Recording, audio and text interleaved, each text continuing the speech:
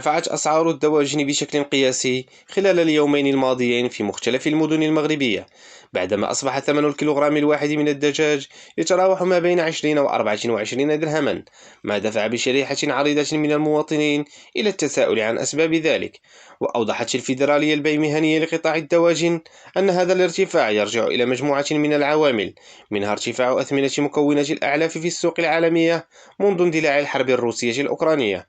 حيث تضاعفت أثمنة الذرة والصوجا اللتان تعدان من أهم المكونات أعلاف الدواجن،